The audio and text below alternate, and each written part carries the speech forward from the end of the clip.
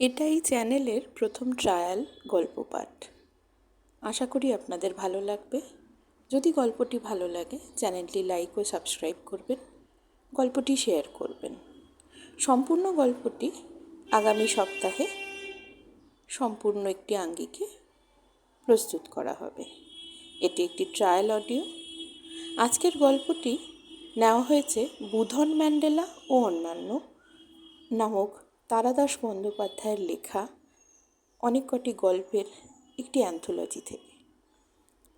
বইটির পাবলিশার মিত্র ঘোষ এবং আমি কথক মিঠু সেনগুপ্তা। তাহলে আসুন শুরু করা যাক। আজকের গল্প ইস্কাপনের বিবি। ইস্কাপনের বিবি। অলৌকিক ঘটনার মধ্যে যে ভূত থাকতেই হবে এমন কোনো মানে নেই। যে সচরাচর ঘটে বা না ঘটে অথবা ব্যাখ্যার অতীত, এমন অনেক ঘটনাকেও অলৌকিক বা অপ্রাকৃত বলে লেবেল মেরে দেওয়া যায়। আমার জীবনে এরকম কিছু অভিজ্ঞতা আছে, একটি এখন বলা যাক, অন্যগুলি সময়ান্তরে পত্রস্থ করা যাবে। এটিকে অলৌকিক না বলে অদ্ভুত সমাপতনের কাহিনী বলা যেতে পারে। অন্তত সেইভাবেই এর একটা ব্যাখ্যা দেওয়া যায়। কিন্তু সমাপতনের চেয়ে অলৌকিক আর কি আছে?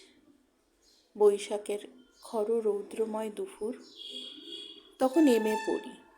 রবিবার বা অন্য কী কারণে ইউনিভার্সিটির ছুটি হলো। আমি বাইরে ঘরে শীতল পাটি পেতে শুয়ে পুশকিনের কুইন অফ স্পেডস পড়ছিলাম।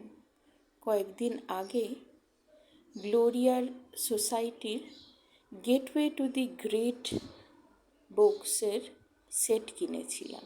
তারই একটা খণ্ডে রয়েছে গল্পটা। এই রুশ গল্পটি আমার কাহিনীর মূল উপজীব্য। বিখ্যাত ভয়ের গল্প। গল্পের শুরুতে দুপুরে শুয়ে শুয়ে পড়ছি। বাইরে কড়া রোদ্দুর এবং গরম বাতাস, রীতিমতো দিনের বেলা বলা যাক। অথচ বারবার আমার ঘাড়ের কাছে শিরশির করছিল, গায়ের লোম দাঁড়িয়ে যাচ্ছিল একটু বাদে বাদে।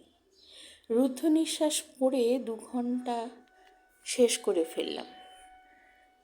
বেলা পড়ে আসছে। আমার হাতে সময় বেশি নেই। পরিচিত এক ভদ্রলোকের বিয়েতে বরযাত্রী যাওয়ার নেমন্তন্ন আছে, তার জন্য তৈরি হতে হবে। তখনও মাথার মধ্যে ঝিমঝিম করছে গল্পের রেশ। আবিষ্ট মন নিয়ে দাড়ি কামাতে বসলাম। আমার অলৌকিক ঘটনার এখানেই শুরু, কিন্তু তখন আমি কিছু বুঝতে পারিনি। বুঝেছিলাম পরে। যেভাবে ব্যাপারটা ঘটেছিল সেভাবেই বলি। সেদিন রাত্রিরে বরযাত্রী গিয়ে তোফা খাওয়া দাওয়া করি এবং সবাই মিলে হই হই করতে করতে ফিরি। এর একটা উপসংহার আছে, সেটা শেষে বলব, কারণ সেটা পরেরই ঘটনা। সে বছরই শীতকালে এক বন্ধুর গাড়িতে করে বেড়াতে গিয়েছি। গ্রামের দিকে বেড়াবার চিরদিনই খুব শখ ছিল। বন্ধু ও বন্ধুর বউ এবং আমার মাসতুতো ভাই। কলকাতা থেকে মাইল 50 দূরে একটা গ্রামে সারাদিন কাটিয়ে ফিরছি আমরা। দুপুরে শতরঞ্চি বিছিয়ে দুধের মতো সাদা ফুল ফোটা সজনে গাছের নিচে বসে বাড়ি থেকে আনা লুচি তরকারি খাওয়া হয়েছে। নদীতে নৌকো চড়ে বেড়ানোও হয়েছে। সব মিলিয়ে একটা সার্থক দিন। শীতের বেলা চটপট ফুরিয়ে গিয়ে অন্ধকার নেমে এলো। আমরা আবার দেরি না করে জিনিসপত্র গুছিয়ে নিয়ে গাড়িতে উঠে পড়লাম। বন্ধু আর তার বউ সামনে, আমি আর ভাই পেছনে। সে সময় আমার একটা ছাই রঙের টুইডের কোট ছিল। কোটটা পরে চুরি হয়ে যায়। সেটা পায়ের উপর দিয়ে বিছিয়ে 2 ভাই আরাম করে বসে সিগারেট টানছি। জানলার কাচ তোলা, ভেতরটা বেশ একটা নিরাপদ উষ্ণতা। বন্ধুর বউ ভালো গান করে। সে একটানা টপ্পা অঙ্গের রবীন্দ্রসঙ্গীত গাইল। গান থামতে বন্ধু আমার দিকে একবার তাকিয়ে বলল, তারা দাস, এবার তুই একটা গল্প বল। ভূতের গল্প হওয়া চাই। কি শীত পড়েছে দেখেছিস? ভূতের গল্প দারুণ জমবে। আমি গল্প বলতে ভালোবাসি। ঠাকুরদা কথক ছিলেন। বোধহয় সেই জন্যই আমার রক্তে উত্তরাধিকার সূত্রে পাওয়া গল্প বলার প্রবণতা আছে। যখন স্কুলের ছাত্র মাস্টারমশাইরা প্রায়ই আমাকে ডেকে ব্ল্যাকবোর্ডের পাশে দাঁড় করিয়ে দিয়ে গল্প বলতে বলতে, বললাম, ঠিক আছে, তোদের একটা দুর্দান্ত ভূতের গল্প শোনাচ্ছি।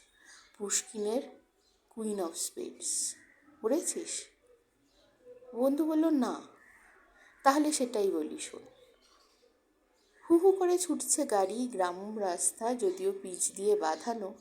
শীতের রাত্রিরে পথে লোকজন চোখে পড়ে না। দুধারে বড় বড় চটকা গাছের সারি। নতুন সিগারেট ধরিয়ে গল্প শুরু করলাম।